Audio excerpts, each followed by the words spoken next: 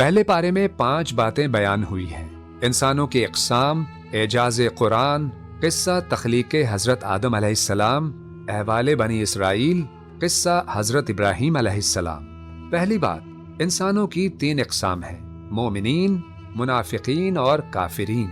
مومنین کی 5 صفات ہیں: ایمان بالغیب، اللہ اور اس کی موجودگی پر، فرشتوں، قیامت اور دیگر غیبی حقائق پر ایمان رکھنا، اقامت صلاۃ، نماز کو باقاعدگی اور خشوع و خضوع کے ساتھ قائم کرنا، انفاق فی سبیل اللہ، اللہ کی رضا کے لیے مالی یا دیگر وسائل خرچ کرنا، ایمان بالکتب، اللہ تعالیٰ کی بھیجی ہوئی آسمانی کتابوں پر ایمان لانا، یقین بالآخرت، قیامت، جنت، دوزخ اور آخرت پر پختہ یقین رکھنا۔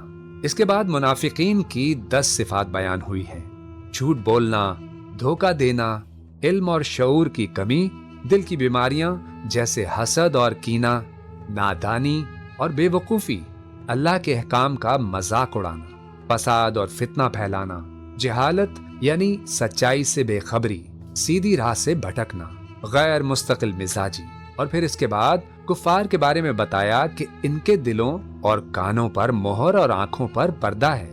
دوسری بات، اعجاز قرآن، جن صورتوں میں قرآن کی عظمت بیان کی گئی ہے ان کے شروع میں حروف مقطعات، یہ بتانے کے لیے کہ انہی حروف سے تمہارا کلام بھی بنتا ہے اور اللہ تعالیٰ کا بھی، مگر تم لوگ اللہ تعالیٰ کے کلام جیسا کلام بنانے سے عاجز ہو۔ تیسری بات، قصہ حضرت آدم علیہ السلام، اللہ نے حضرت آدم علیہ السلام کو زمین پر اپنا خلیفہ بنایا۔ فرشتوں نے کہا کہ انسان فساد کرے گا، اس پر اللہ نے آدم کو علم عطا فرمایا اور فرشتوں نے اعتراف کیا کہ وہ علم نہیں رکھتے۔ فرشتوں سے آدم کو سجدہ کروایا گیا، شیطان نے انکار کیا اور مردود ہوا۔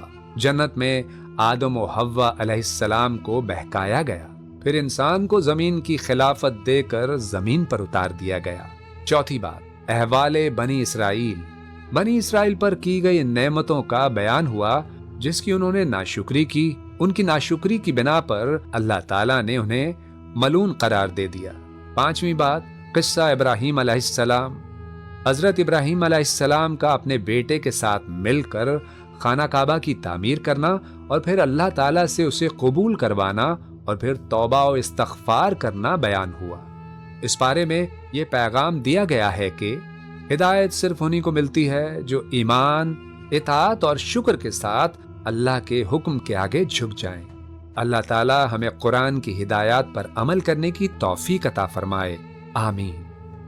یہ دے رہا ہے درس ہمیں ماہ رمضان، پڑھنے کے ساتھ ساتھ سمجھنا بھی ہے قرآن۔